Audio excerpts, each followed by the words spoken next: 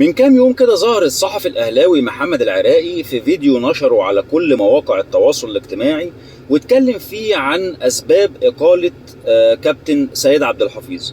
وقال إن الموضوع يرجع لثلاث أسباب. أولهم إنه نسي يحول الفلوس لأكرم توفيق، وأكرم توفيق اشتكى الكابتن محمود الخطيب. السبب الثاني إن مستر كولر مش عايز كابتن سيد عبد الحفيظ لتدخله في الأمور الفنية. والسبب الثالث إن إدارة النادي الأهلي كانت شايفة إن كابتن سيد عبد الحفيظ مش عارف يسيطر على أوضة اللبس.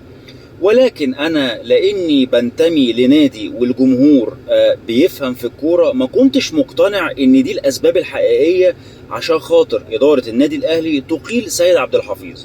لحد ما في الفترة الأخيرة ابتدت تتسرسب معلومات كده، وطلع السبب الحقيقي وراء إقالة كابتن سيد عبد الحفيظ هي خناقة ما بين كابتن حسام غالي عضو مجلس إدارة النادي الأهلي وكابتن سيد عبد الحفيظ مدير الكورة. الموضوع كان في تمرين من تمرينات النادي الأهلي، والموضوع وصل ما بينهم لشتايم متبادلة، وكابتن حسام غالي قال له وحياة أمي ما أنت قاعد في النادي طول ما أنا موجود. وبالفعل تم عمل جلسة سريعة جدا، اجتماع مجلس إدارة للنادي الأهلي تاني يوم، وبالفعل وعلى الفور تم إقالة كابتن سيد عبد الحفيظ. ما كنتش مقتنع ان الاسباب اللي فاتت دي ادارة النادي الاهلي تشيل فيها كابتن سيد عبد الحفيظ عشان خاطر تجيب كابتن خالد بيبو.